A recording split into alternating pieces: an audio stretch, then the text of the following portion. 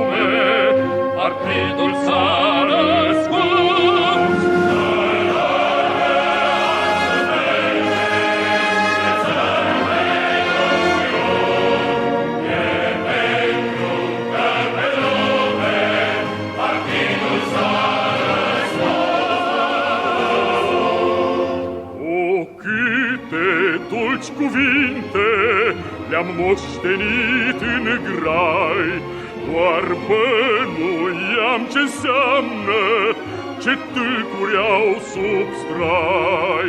Dar dacă astăzi tâlcul de plin l-am priceput, e pentru că pe lume partidul s-a născut.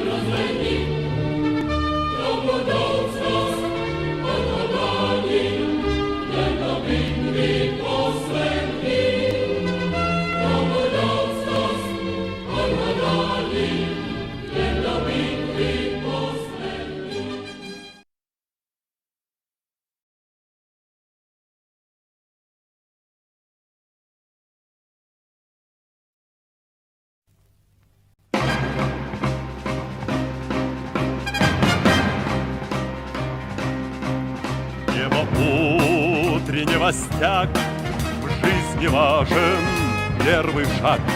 Слышишь, реют над страною ветры яростных атак. И вновь продолжает собой, и сердцу тревожно в груди. И Ленин такой молодой, и юный октябрь впереди. И Ленин такой молодой, и юный октябрь впереди.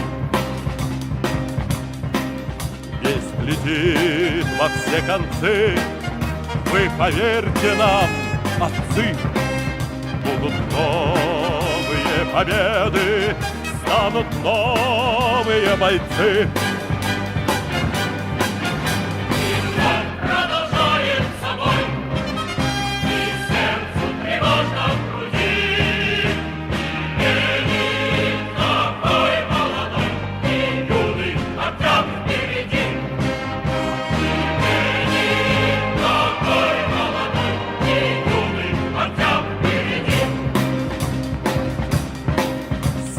Милости не жди, жизнь для правды не щади.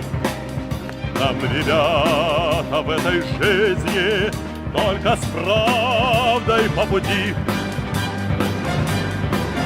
И вновь продолжает собой, и сердце тревожно в груди. И Ленин такой молодой, и юный октябрь впереди.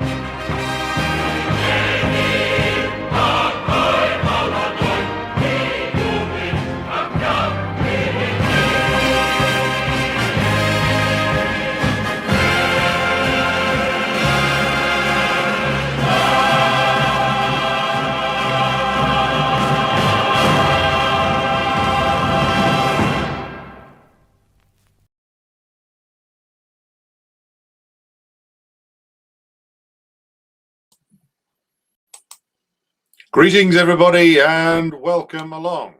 It is the evening of the 28th of February, 2026, and we are here with you tonight on a historic moment, which is that the US imperialists have launched their latest war of aggression against Iran, a war that, of course, has been long coming.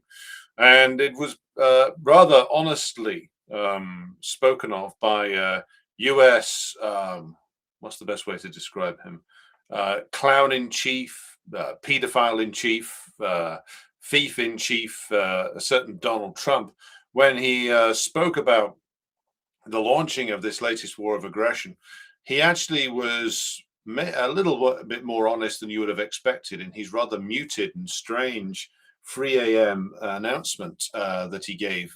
Looked like he was giving it from a bunker somewhere, and they jammed an oversized USA baseball cap on him to hide the fact that he looked half dead. The reasoning that the pedophile in chief gave for his aggression against Iran was actually more real than I expected. He, of course, complained about Iran's nuclear ambitions, which, of course, he claimed to have obliterated less than a year ago, but apparently have regrown in less than a year. But the real reason was given by Trump, which is that it's a conclusion, or so he hopes, of a 47-year campaign of aggression against the Islamic Republic of Iran, which began as soon as the Shah was overthrown and has never stopped. And in that sense, Trump was actually telling the honest truth for once, in that this is a war which has been long coming. It's a war that was started as a proxy war by the United States, who were more than willing to push that fool Saddam Hussein into attacking Iran all the way back in 1980, and started a war that caused over 1 million deaths. They've tried that kind of war. They've tried a sanctions war. They've tried terrorism. They've tried assassinations. None of it has worked. The Islamic Republic of Iran continues to make great social, economic, technological progress, as it has done since 1979, in a way that could never have been done under the wretched rule of the Pahlavists, who if you don't know who the Pahlavists are, they're the crazy Iranian fascists who demonstrate in large cities in the West, waving the flags of the US and Israel. That's who the US would have take over the running of Iran. Now, moving back to Trump's speech, this, I say, is a much more honest set of reasons than I expected him to give. He did speak, of course, about here's a terrible Iran executing prisoners. But mainly he focused on the fact that he's doing this because of 47 years of Iran defying US imperialism, which is what he was complaining about. He was complaining about the fact that the Shah was removed. He was complaining about the fact that Iran inspired, directly and indirectly, a lot of regional resistance movements against US imperialism, such as Hezbollah, such as, well, those that carried out the bombing of the US Marine Corps barracks in Beirut in the early 1980s. He was complaining about the Iranian role in aiding the Iraqi resistance. He was bitching and moaning about the fact that essentially Iran has remained outside of the control of US imperialism for 47 years. That's what he spent the most of his speech complaining about. And he threw in towards the end that, and now the Iranian people should rise up and take control of their government. It's a once in a lifetime opportunity. I'm portraying him as more slurring and drunk than he actually sounded, but it was pretty close to it. So that was like standard, like Bush administration era neocon bollocks. But mainly this was about Trump rehashing all the complaints and the whining and the bitching of the US national security state about Iran. And so in that sense, like Trump's speech was is worth studying, because much like Marco Rubio's speech to the Munich Security Conference, it was much more honest than you might anticipate. And if we bear in mind Rubio's speech, the intentions of the US with regard to Iran have become rather more honestly stated. The intention is to recolonize Iran and to bring it back under the control of the West, mainly the United States, either through vassalization or fragmentation. And this is what is at stake. Now, the US launched its attack, but unlike the 12-day war, where due to the success of the US-Israeli assassination campaigns, the Iranian response was somewhat delayed. So far, and I do use that term cautiously, so far, it looks as if the Iranians and the Iranian security structures learnt very well from the lessons provided by the 12-day war. So far, the US and Israeli attempt at mass assassinations of the political security hierarchy in Iran have not succeeded. They've tried to kill Pezeshkian, God knows why. He's I would say he's probably worth far more to the US and Israel alive than dead. They tried to kill various other government ministers. They tried to kill Ayatollah Khamenei, of course, in the absolutely delusional and insane belief that if they can just kill what they think of or who they think of as the guy at the top, then somehow the Iranian system will just crumble. Now Netanyahu, more on him in just a moment, and Trump are claiming that they've killed Khamenei. The Iranians say not. I won't say that it doesn't matter, but Ayatollah Khamenei is a very old man who is a veteran of the Iranian revolutionary struggle. He's been around for a very long time, and he's been more than aware that he is a prime target for the US imperialists and will have succession plans in place. Just as the death of Khomeini back in '89 didn't disrupt the Iranian state. So even if the US imperialists do manage to assassinate Ayatollah Khamenei, then he will become a far more powerful symbol for Iranians in death. And he will be succeeded not by somebody who wants to capitulate to US imperialism, but by somebody who wishes to carry the revolutionary struggle onwards. And here we get to the point about the Iranian response to the US targeted assassination campaigns and attempt at suppressing the Iranian missile system and air defense system, which is the Iranian response has been exactly as the various Iranian spokesmen have promised it would be, which is that it doesn't just go after the Israeli regime. It doesn't just go after US military assets.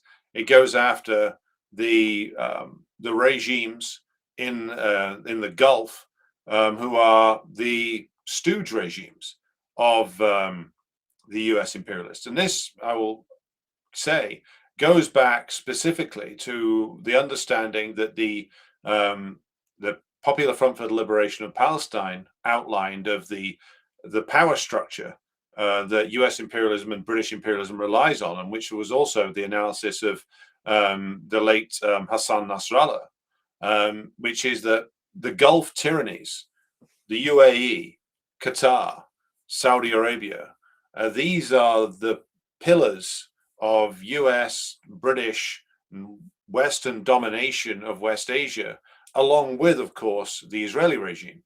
And any liberation movement which seeks to push the US imperialists out of West Asia will need to destroy the Gulf tyrannies, because they are an absolute center, the absolute center of counter-revolution in West Asia, and have been since they were founded mainly by the British with the assistance of the Americans many decades ago. And now these are mainly offshore banking facilities for the US imperialists and the British imperialists, and a holiday for people who apparently don't actually like going on holiday. I'm told that they're ghastly places. But what you've seen is the Iranians respond by having like an escalating response of systematically wiping out or attempting to wipe out American radar coverage, and basically eliminating the eyes and the ears of the US imperialists in the region. So going after radar installations. There's been now infamous footage of a radar installation in, I believe it was Bahrain, being hit by an Iranian Shahed drone, and the Shahed drone not being hit by American air defense at all. In fact, even like Western analysts are now baffled by the fact that the US air defense systems seem to have expended themselves very quickly and been completely unable to hit anything. But then again, if you've paid attention to the appalling performance of the Patriot and THAAD air defense systems when they've been used both in Israel during the 12-day war, and how the Patriot system has performed abominably in Ukraine, then perhaps this wouldn't be a surprise. But so what the Iranians have done is that they have delivered upon their promise, which is that if any nation lends its air bases and its airspace and its facilities to the US imperialists, then those facilities will be hit. So you're seeing the UAE, one of the most disgusting regimes on earth, by the way, get American, or so we say Western facilities there get hit. You see it in Qatar, you see it in Bahrain, you see it in Saudi, you see it in Iraq, and you've seen it in Kuwait. All of these places that host the forces from the Western imperialist bloc getting hit. There's lots of unconfirmed reports of significant numbers of American casualties in the Gulf states. Again, those are unconfirmed, and I cannot imagine that the US imperialists will be honest about their casualties anytime soon. They're only just starting to admit that they sustained casualties in terms of wounded men during the raid to snatch Maduro and his wife. But there's also talk of Italian soldiers being killed in Kuwait and British troops being killed at certain places in Kuwait. Again, all of this is unconfirmed as of yet. And again, I can't imagine any of the ministries of defense in the NATO countries will want to admit to any of this. But if they've all sustained like casualties of like 20, 30, 40 people, or in the case of the US, rumored to be 200, that's a hell of a lot of motorcycle accidents, car accidents, water skiing incidents, and bizarre gardening incidents to explain away. So I imagine that the truth about this will come out quite soon. There's also a confirmed report of the Iranians successfully striking at least one supply ship in the US fleet.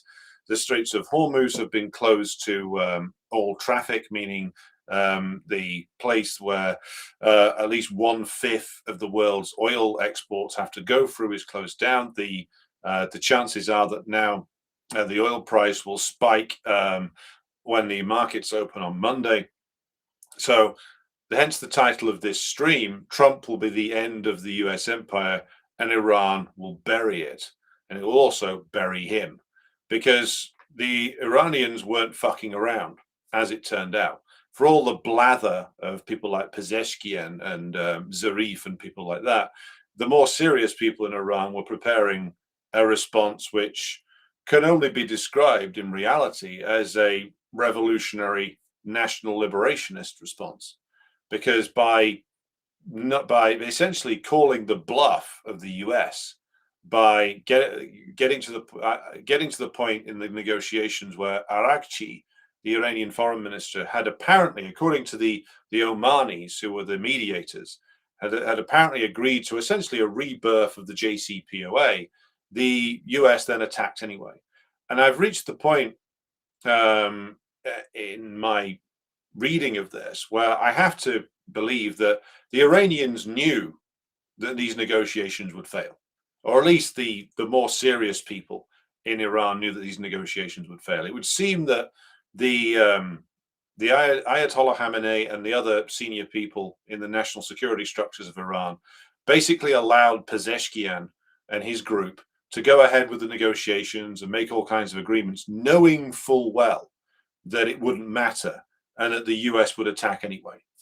Because the fact that the response was so quick, the fact that they immediately went after not just facilities in the Gulf states and Saudi, but actually they seem to have been targeting individual American agents in Bahrain, UAE, etc. So there's footage coming out of, like, because the Americans apparently emptied their bases because they were getting hit by missiles and sent their men into like high-rise hotels. And then the Iranians started targeting with drones and missiles individual rooms in these high-rise hotels. They've been targeting like property of like Trump's cronies in the UAE. They've been clearly targeting individual Americans. My guess would be senior officers, intelligence agents, Mossad assets across the Gulf states, which really does show you, again, like the Iranians have provided us with like a political education for those who have eyes to see it. Well, who runs the Gulf states? Well, the truth is it's Britain, the US, and Israel that run the Gulf states. It ain't the fucking clowns who claim to be the leaders of them. They just get to bank a lot of money and compete in, you know, horse races in Britain and sue their ex-wives in British courts.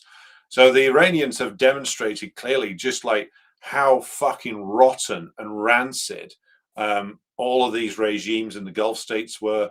Or they've been targeting the American military assets in Jordan as well. Jordan, which just exists to be a bullet sponge for Israel. This is what the wretched king of Jordan is employed to do.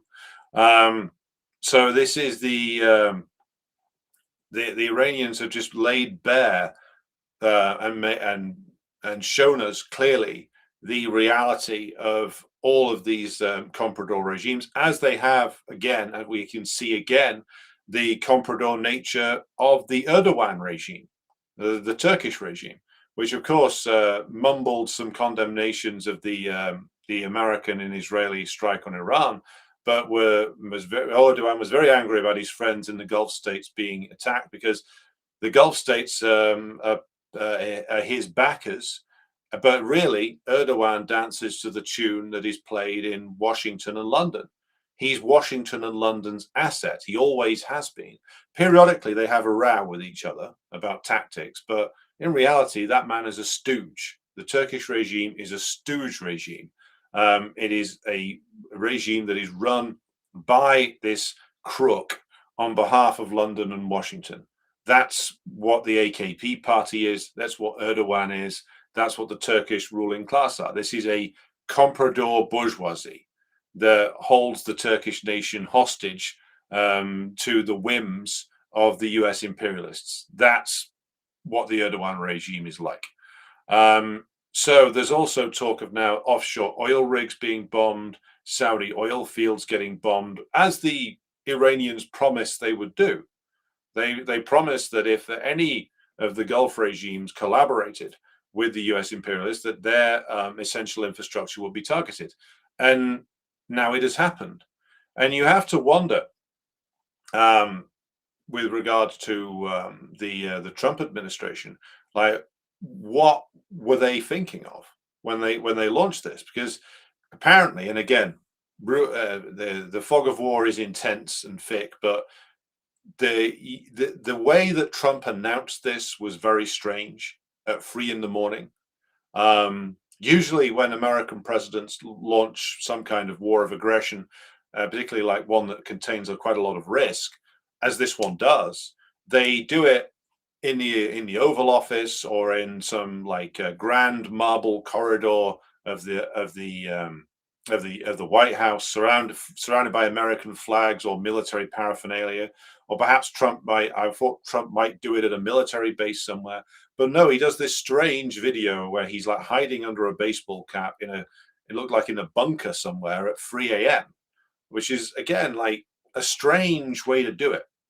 I would have thought that like he would have Trump being a vain egomaniac, you'd have thought that he would have done something like in the Oval Office when he's got all his bronzer on, but instead he does it at 3 a.m. in the morning. Now, quite why it was done that way and quite how the decision was made to go for this is going to be an interesting story that will get revealed in the next few days.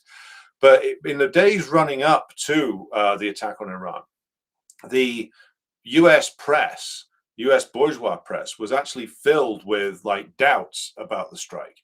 Like senior officials at the Pentagon were anonymously briefing the press that they didn't think that the US could manage this kind of war for a sustained period of time. They were worried about the potential Iranian response. They were worried about the fact that they didn't have enough ammunition, they didn't have enough missiles.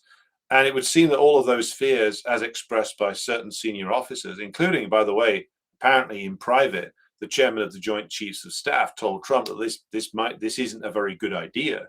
And Trump went ahead with it anyway. Now, again, it would seem that the US can only wage war one way. There's been no variation of tactics whatsoever,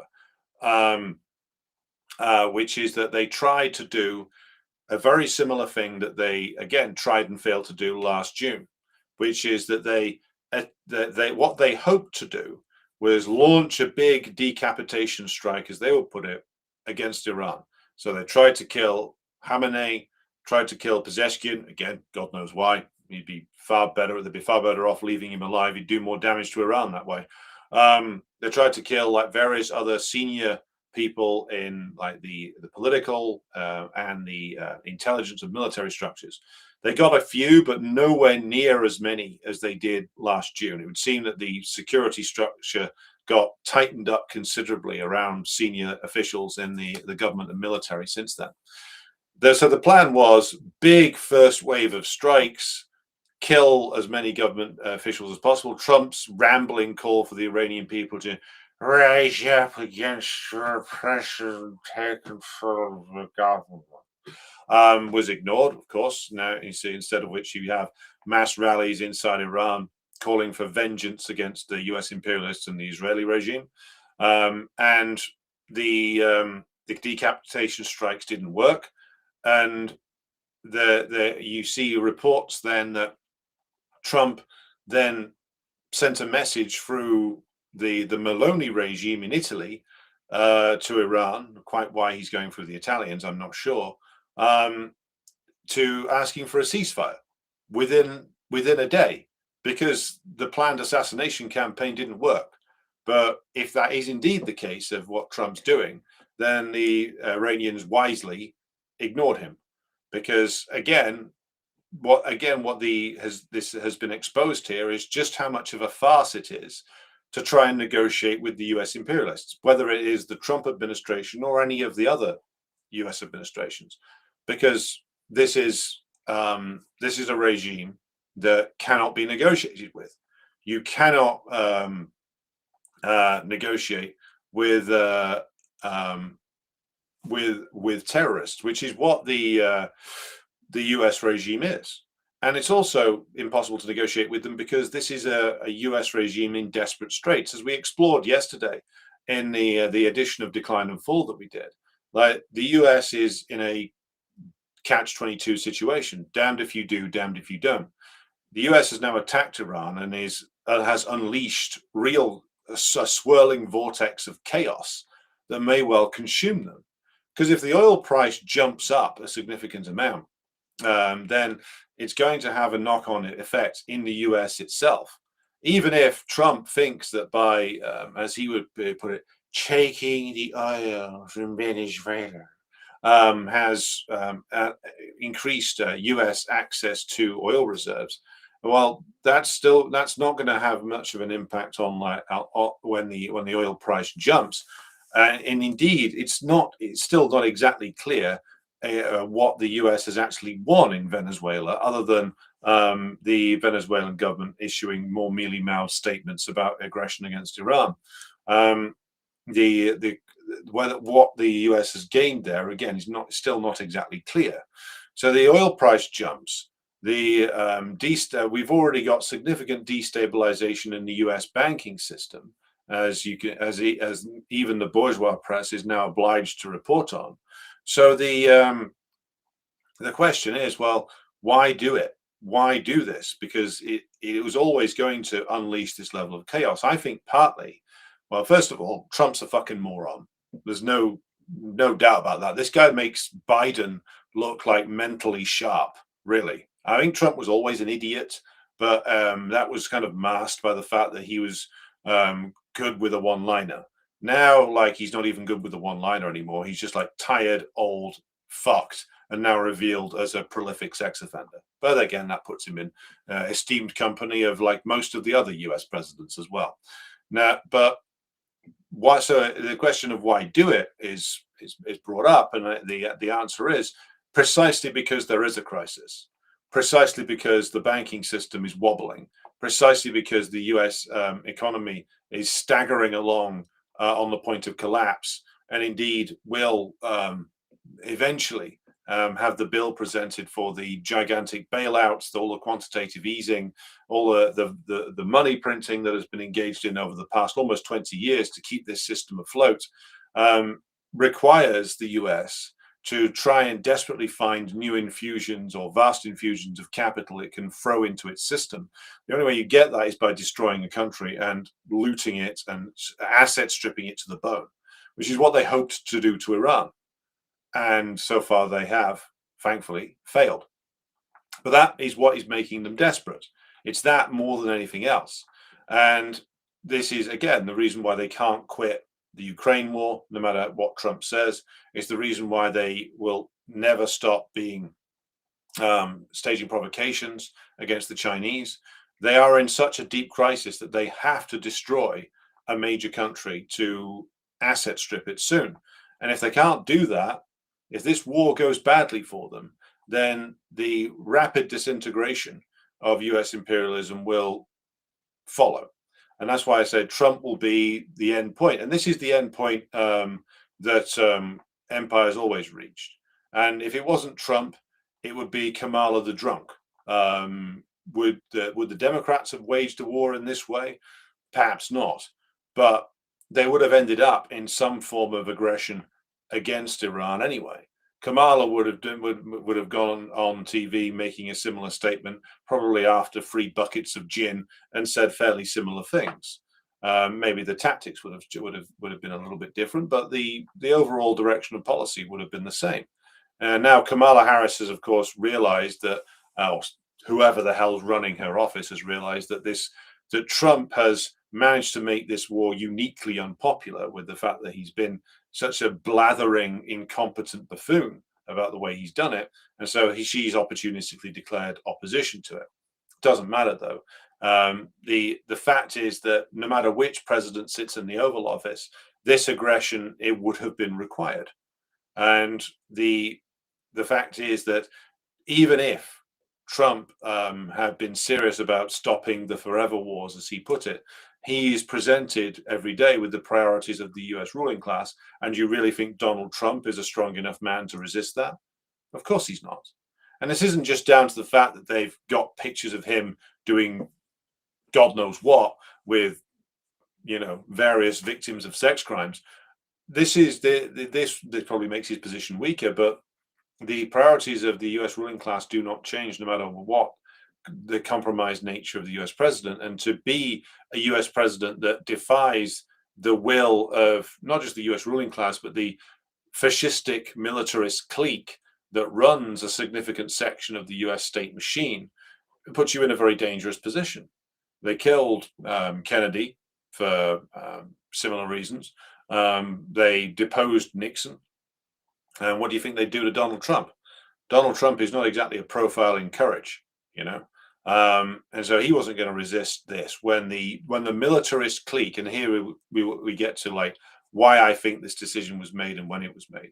Now the Omani foreign minister, the Omanis are the intermediaries here, went on TV in the United States and said basically that they essentially recreated the old JCPOA agreement and that there was going to be more negotiations in Geneva on Monday.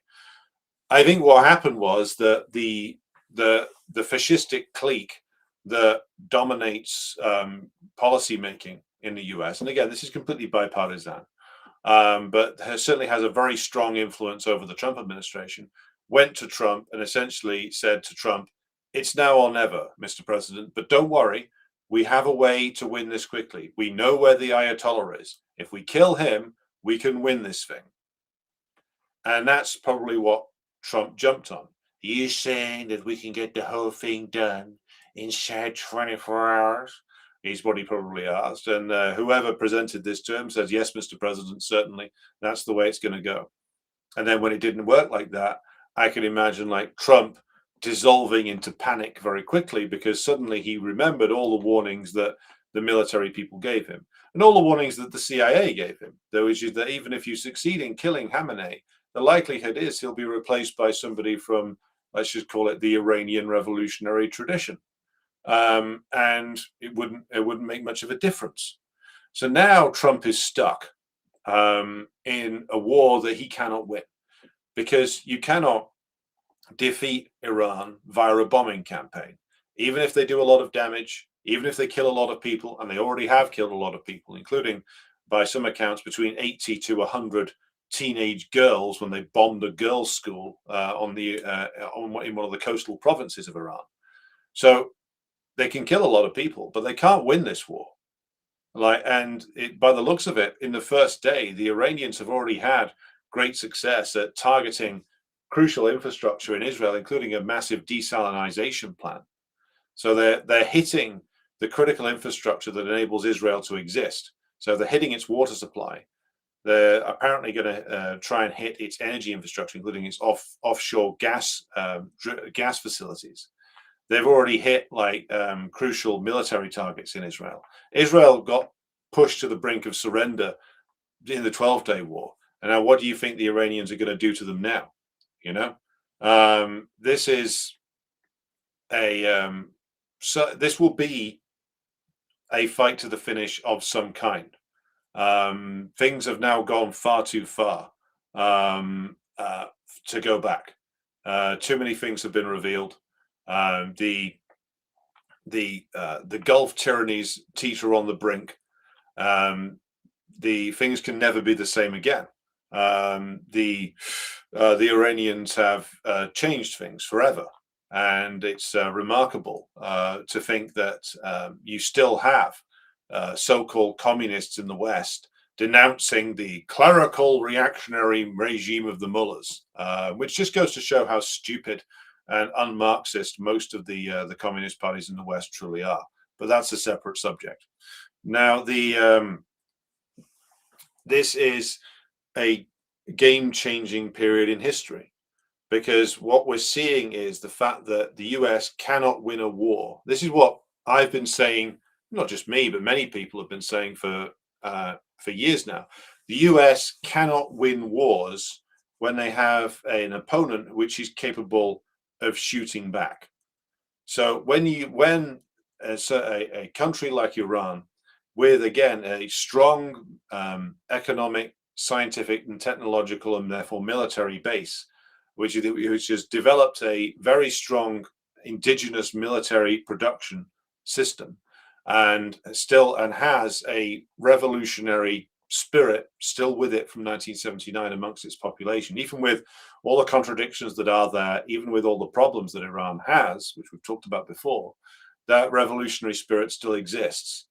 And so where you have a nation that is willing to fight, that won't back down to threats, that has the ability to hurt the US and damage the very fragile Western imperialist economic system, then the US is revealed to be a paper tiger. It can't fight Iran and expect to win. What do you think? Donald Trump is going to go on TV tomorrow or Monday and declare that we're going to have a draft to build an army of a million-strong army so we can try and invade Iran? You think that's going to happen?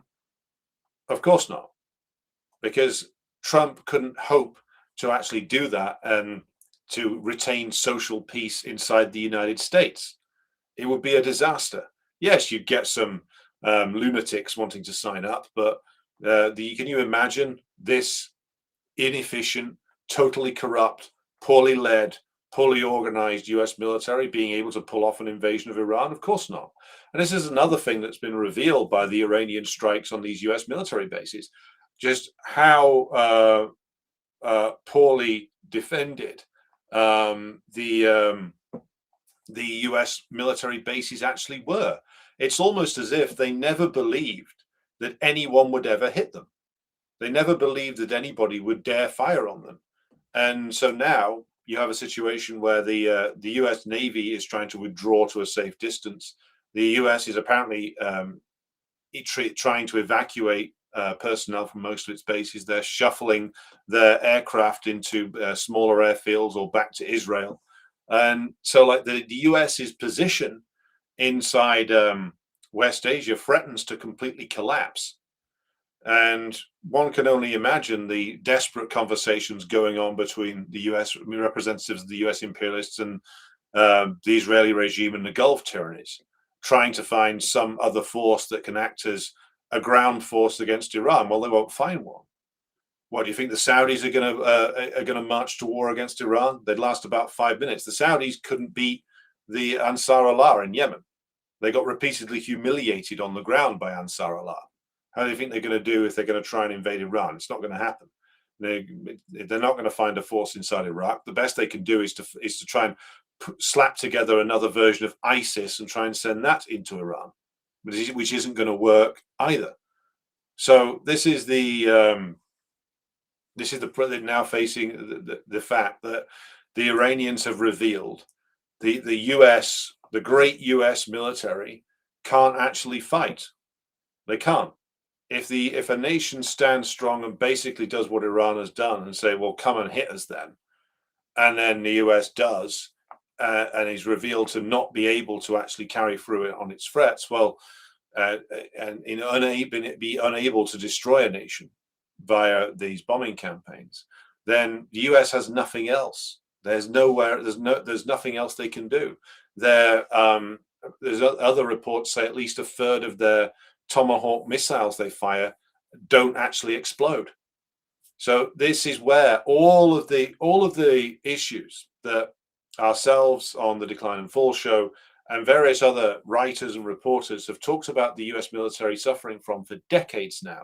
The fact that they have a recruitment crisis, the fact that the quality of their personnel has become poorer and poorer as they've had to take their recruitment standards lower and lower, the fact that they don't have enough men to fight a serious war against anybody, the fact that their military procurement system is very overly expensive and totally corrupt, and is mainly about making defense contractors who live in the suburbs of Washington, D.C. very rich. The fact that they spend $1 trillion but apparently can't keep the toilets on their aircraft carriers flushing successfully, and can't keep themselves in munitions in an intense war for more than a week or two. All these problems suddenly come racing to the surface. And this is what I would imagine the US Joint Chiefs had to tell Trump, because a lot of these fucking guys who are on the senior levels of any military, especially in the imperialist nations, are just there because they're political appointees. But a lot of the officers below them know very well the problems and know very well how bad it could be, how bad it's going to get, and know very well that there's certain things that they just can't do to Iran because they don't have the capability. Well, then they're stuck. They're stuck. They can't go forward. So what is the likely outcome here? My prediction will be that the likely outcome is that the US will, having in the first day not done very well, shall we say, they will likely then try to find a way to declare victory and get out. So how will they try and do this? Well, the talk from Trump in his rambling and incoherent speech justifying the war was that they want to destroy the Iranian missile system, destroy the Iranian Navy. That gives us a clue as to how they're going to seek to exit this thing, because apparently the original American plan was to basically do a day's bombing, then seek a way out. The Iranians, by leaping forward with their attacks on US assets, have essentially made that plan impossible. But if the US seeks a way out, the way it will seek a way out is they will probably do some intense bombing of Iranian naval facilities and Iranian missile production sites, or they'll say that they have. They will then say that they have completely destroyed the Iranian Navy and Iranian missile production, and therefore we're calling it a day. That's probably what they'll do, because if they try and carry on, the more they'll be exposed as being weak, ineffective, and essentially the paper tiger that Chairman Mao once talked about a long time ago. Now, I think that we'll see that within the next few days. We will see that the Trump administration will be looking to get out of this. Quite whether they will or not is another question. Whether the Iranians will let them get out of it is another question, or whether the Iranians have decided that now is the time to keep on pushing and see how far they can get at shoving the US out of their region entirely and ending the US threats to them. Because that's fundamentally what this is about. Just as the Russian special military operation is about really what the Russians put in their draft treaties that they put before the US and NATO all the way back nearly 5 years ago in 2021, where it was about essentially dismantling NATO in the east of Europe and demilitarizing it. and that's what the objectives that the Russians are actually chasing in the war in Ukraine. The defeat of the Ukrainian regime is only part of it. It's actually about demilitarizing NATO and securing its exit from the east of Europe, the old Warsaw Pact states. And how do you do that? Well, you keep a war going that essentially destroys the military industries of Europe by stretching them to breaking point, which is what's been going on. Now, how do you remove the US from West Asia? Well, you take apart its alliances, which is what the Iranians are now doing. You take apart its alliances by targeting the Gulf tyrannies, the Saudi regime, and the Israeli regime, which is what they're doing. And if you push those regimes to the point of collapse, which they can certainly do with the Gulf tyrannies, Israel would probably take a little while longer. It's a bit of a tougher nut to crack, but the Iranians certainly have the capability of pushing it to the point of collapse. Then it's impossible for the US and the British to sustain their presence in West Asia without those allied states. Or if suddenly the poverty-stricken masses who live in a lot of these places and who basically work as indentured servants or slaves take it into their heads to actually renew their uprisings against these now tottering tyrannies, then the presence of the imperialists in this region will be impossible to sustain, which is again what Iran is looking to do here. The Iranians said in the run-up to this that their response would be decisive, and it would be decisive in terms of securing themselves. They can't secure themselves if they leave the American infrastructure of occupation in West Asia intact. And it's clear that that's what they're pursuing. They're pursuing the destruction of the American occupation infrastructure in the Gulf states, in Iraq, and in Israel. This is what's going on. And this is why the US regime is now panicking, because they know that that's what's going on as well. And so it's left the US imperialist regime with very few options. Now, I want to address something else which has been said by people who I think need to take something of a reality check, which is that, oh, this is a war for Israel. No, it's not. No, it's not. Yes, I know that Benjamin Netanyahu spoke strongly in favor of it, but of course he always speaks strongly in favor of it. And I'll come to his role in just a moment. But incidentally, there are now credible reports that tell us that Netanyahu has fled to Berlin. And you couldn't get much richer collection of ironic events than that. Apparently, he tried to flee to Cyprus, but the Cypriots rather sensibly said, no, we don't fancy being a target, fuck off. And so he had to fly all the way to Berlin. So the great leader of the Zionists has fled. He's run away. He's run all the way to Germany. Because, again, that's not incidental. That's not just the fact that Netanyahu is a coward, even though, of course, he is. But it tells us about the kind of people that run the Zionist regime, which is that when the going gets tough, they fuck off because they have other options. Just as we covered this a while ago, but I'll repeat the point. All of these big time Zionists in the United States, the guys that actually do the bankrolling of like the IDF and other Israeli institutions, who bankroll a lot of the Zionist organizations, who bankroll a lot of the settler activity. These are all people with American passports. Yes, a lot of them have Israeli passports as well, but fundamentally, these are people with American citizenship. And what do you think is going to happen? What do you think they're going to do when the shit hits the fan? They're not going to go to Israel. These people don't live in Israel. To them, Israel, I mean, it might be Zionism, might be some sort of ideological fascistic commitment to them, but they're not going to go down with the ship. Netanyahu's not going to go down with the ship. He's going to flee back to the United States and take his retirement there. Thank you very much. By a pool in Florida, same one his son hangs out at. The Zionist leadership, the political leadership, have run away. And this goes to show what the purpose of Israel is and what Netanyahu's role is. It's not a war for Israel. it's a war for US imperialism.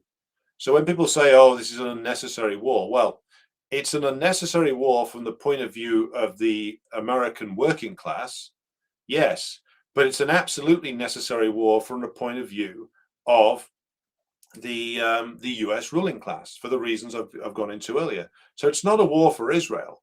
If anything, Israel will be sacrificed in this war. It already has been. It's already been abandoned by its own leader, who's run away, and by its own bourgeoisie, who have already been. Why do you think they've been buying up land in Cyprus? Why do you think that they've been torching places in Argentina, clearing land for the next part of their project, for the next phase of their project? Many of them have already seen the writing on the wall for Israel Mark One in the Middle East. That's not looking particularly good right now. They're going to run away and start Israel Mark Two. Some of them want to go to Cyprus and buy that out, but that might be a bit too hot, so it might be a bit too close to the region, shall we say. So they might want to try Argentina, where they've conveniently got a lunatic Zionist plant in the presidency there. So these people aren't committed really to sticking it out and fighting it out in West Asia. If things go really wrong, they'll just leave, and the tires will go down, shall we say. Now, will are the Israelis mad enough to set off a nuclear device? Well, some of them might be, but I remain of the opinion that the Israeli nuclear weapons system is something which the US will have a backdoor into. Now, eventually, what will happen is that the Trump administration will seek an exit. It will be a humiliating scuttle away, where they have been revealed to be the ultimate naked emperors. But ultimately, the Trump administration, or should we say maybe not them, but officials within the US state who are perhaps a little bit more serious than the real estate guy from New Jersey, Steve Witkoff, and the thin white puke, Jared Kushner, will have to go and sit down and negotiate an end to this with the Iranians. And ultimately, that will be an end which will be negotiated on Iran's terms. And those terms will be basically like, you will never, ever dictate to us again what we can and can't do in our own country. You will never attack us again. You will withdraw your forces from here, here, and here. We're prepared to allow you to lie about this to your own population. But essentially, the time of you threatening the Islamic Republic of Iran is over. And you can leave now.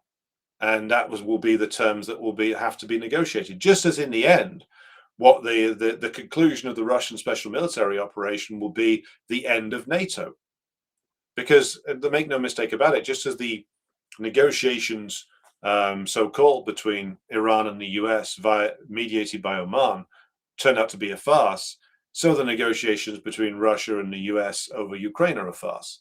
The Russians will continue with their campaign until NATO either ceases to exist or exists only on paper. And Iran's terms will be essentially the end of US imperialism in West Asia. Now, that will take some time to be fully realized, but what's been revealed completely is that the US military, whilst it can deliver a lot of damage still, is unable to defend itself. That Iran has missile systems that the US cannot defend against. That $1 trillion military budget really doesn't buy very much. Apparently, it doesn't buy flushing toilets on aircraft carriers. It doesn't buy functional air defense that can actually shoot down a $10,000 Iranian drone. And it doesn't buy protection for US military personnel who get targeted for individual assassinations by Iranian military operations. So this is paper tiger time.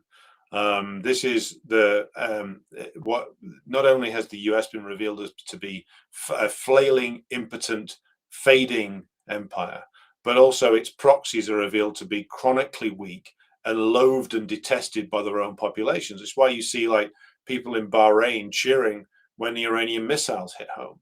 These are fragile tyrannies built upon the backs of indentured workers, slaves, and hyper-exploited masses who hate the parasitic royals who the British installed to rule over these places. And ultimately, in the bigger picture, it will mean the end of those Gulf regimes eventually, and the end of the Saudi regime, the end of the House of Saud, and the end of these regimes which have been sponsored by imperialism for nearly a century. That's where this is going now. And unless the US can do something drastic to turn this around. So we and just to conclude the point about all the different competing claims about if Khamenei is dead or not, it will make no difference. It will make no difference because Iran is not run as some sort of cartoon tyranny, which is what the very dumb imaginations of like the Americans, the British and the Israelis think it is. It's not run. The Ayatollah does not sit there pulling all the strings. Like they have a much more solid governmental system than that. If he is dead, there will be a successor, and that successor will be fully up to speed on where the war is, and will likely be somebody who has already been decided upon, who is stashed somewhere safe, who will continue the course that the current leadership set out. So it's a desperate move by the US to try and get a big target hit and then say we've won. But it won't be the end. Even if Trump suddenly declares, oh, we're stopping, well, maybe the Iranians won't stop. Maybe they'll continue targeting the US forces in the region until the US forces withdraw. And it doesn't matter how many of the Iranian political leadership they kill, because the Iranians have, like, alongside the actual government that's there at the moment, there is a shadow government that operates behind them. So the Iranians have very secure lines of succession and a much more secure system than the idiots who are pretend to analyze these things in the West think that they do. So what we'll do with this, I mean, this is clearly going to be an ongoing story, so we'll cover it day to day as things unfold. I think what I'll do is I'll do like a live stream at this time each day to sort of catch up on the news of the day. But before we bring things to a conclusion here, I will just go through some comments and say hello to some people in the chat. So we've got David King, Wicked Witch of the Southeast, Bart Vischer, we have Aqualung, we have Walter Stolzing, we have Caustic Grip, we have Anthony McKeown, we have Ian Foster, we have Richard Stewart, we have Working Pro Incorporated, Almir in Slovenia, we got Molotov 1922, we got M Tanks 24, Defiance 856, Nush 82. We've got, who else we got? We have Alba on X. We have let's see, Mike Ellison, who says Western collapse. Indeed, we are there already. We have Sid Hatfield, who says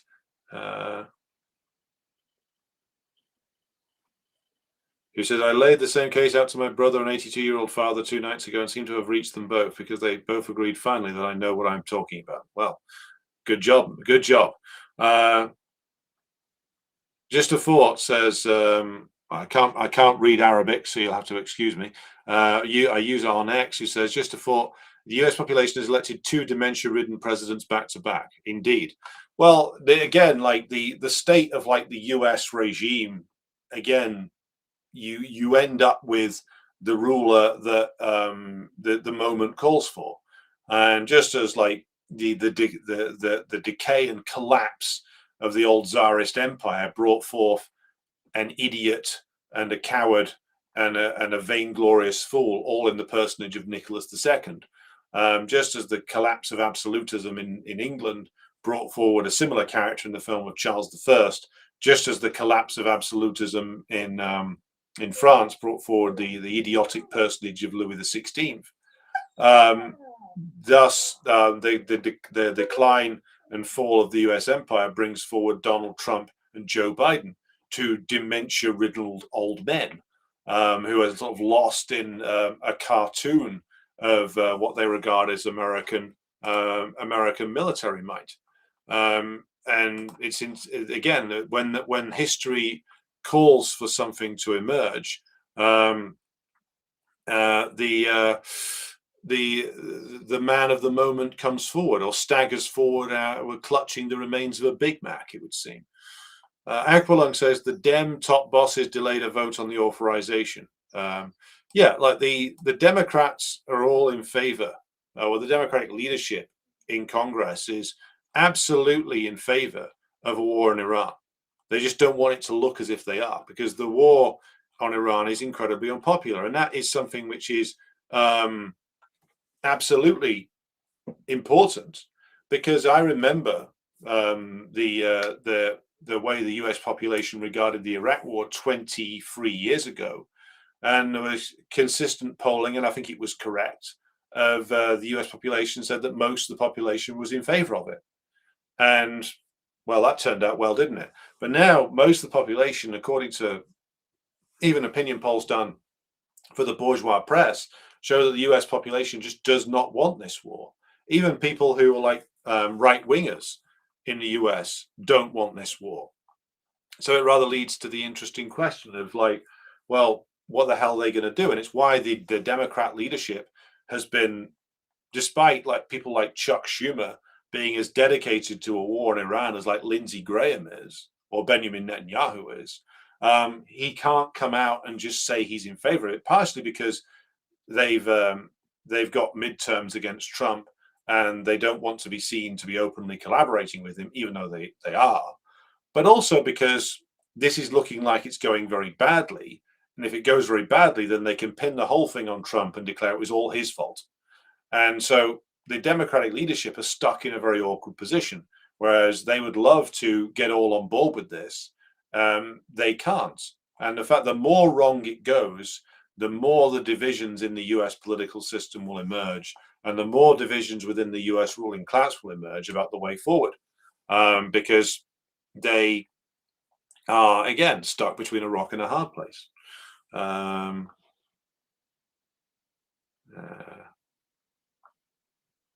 Molotov 1922 asks, what is your thoughts on the Galloway's endorsement of the reactionary Malthusian Greens in the by-election? Seems like a betrayal of WPB's old left branding and ideology. Sad to see. Well, look, I've made my thoughts on Mr. Galloway plain. He endorsed a pro-NATO party led by a Zionist. A lot of people are getting excited about the rise of the Greens. Look, if it means the death of the Labour Party, then good. And good riddance. But the Greens are just the Labour Party who prefer to ride an electric bike. That's all they are. And in fact, Zach Polanski has said he wants to replace the Labour Party, and he wants to replace the Labour Party in every respect. So, what are the odds that they're going to be any good? Well, we already know the experiment's been run. They were in power in Scotland. And what did they deliver? Absolutely nothing of any value. The biggest thing that they were in favor of was putting men in women's prisons. So that experiment's been run. A bigger version of it got run in Germany over two governments, where the Greens under Joschka Fischer and Annalena Baerbock were the most rabid, militaristic, pro-imperialist faction in governments headed by the German SPD.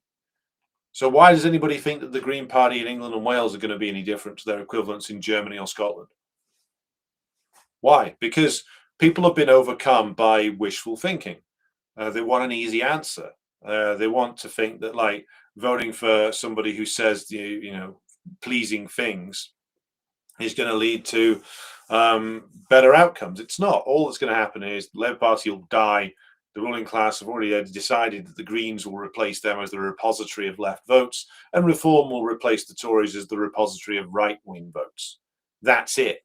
It's a shuffling of deck chairs, nothing more. As for Galloway, well, he doesn't even live in this country anymore. He's gone into exile. What, he's going to lead the WPB to victory from, I don't know, wherever, from Shanghai or wherever the fuck he lives. He lives now. Nah, fuck that guy. So people pointing out that the US, of course, lost to the Taliban in Afghanistan. That's true.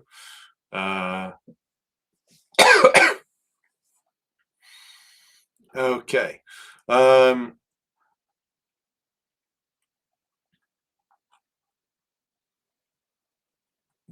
Williamson asks, what do you think of Restore undermining Reform UK from the right? That tells you how much of a crisis British bourgeois politics is in, which is Reform are meant to be like the insurgent and dangerous right-wing party. But then you get Rupert Lowe, one of their ex-MPs, essentially realizing that Nigel Farage is just essentially a ruling class water carrier, and runs off and forms his own more reactionary party. So, like, the fact that they couldn't even hold Reform together till they got to a general election, and you're going to end up with Lowe's party taking votes off them, tells you just how much of a crisis there really is. Because as Farage gets closer and closer to actually getting in power, the more and more like the leader of the Conservative Party he starts to sound.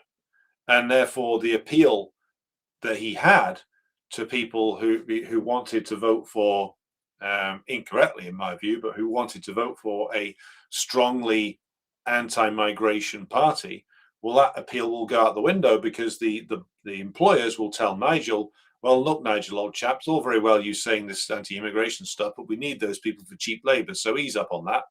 And of course, Nigel will do what he always does, which is he will say, yes, sir, and he will pull a Maloney. And so Lowe will drain votes away from them, and you'll end up with even more political chaos in the system here. Be interesting to see if Keir Starmer bites the bullet in the next few days. I'm beginning to think he might not, simply because, like, the Labour MPs are really some of the least competent and spineless people in the universe. They can't even do a good conspiracy anymore. I mean, it's relatively easy to remove a party leader. Apparently, though, I mean, if you just basically, the entire parliamentary party turns around to him and goes, "Fuck off now," or we'll trigger internal processes to get rid of you. Apparently, last time Starmer threatened to call a general election, knowing full well that that would mean the end of these people's miserable careers, and that was enough to get them back into line again. Now, some more of them are coming out and saying he has to go. I think he'll try and brazen it out, to be completely honest. Right. Okay. So, Alan Smith says Galloway has some strange attitudes towards women. Galloway has strange attitudes in all number of questions, but the attitude that is the most consistent is that he has a very consistent love of money above everything else. Okay, so I will draw things to a conclusion for tonight. I'll be back with you tomorrow. Thanks to everybody who joined tonight on X and Rumble and YouTube and Twitch. This recording of this will go up on the Patreon site tomorrow. Patreon site tomorrow will also include the next part of our Gramsci series, where we'll be examining part 2 of the modern prints. That'll be up there tomorrow as well. Thanks to everybody who supports the show on Patreon, Substack, and Buy Me a Coffee. I'll be back with you again tomorrow. But until then, I will say this: solidarity to the Iranian patriots, and may they be victorious over the aggression of US imperialism. Thank you, everybody.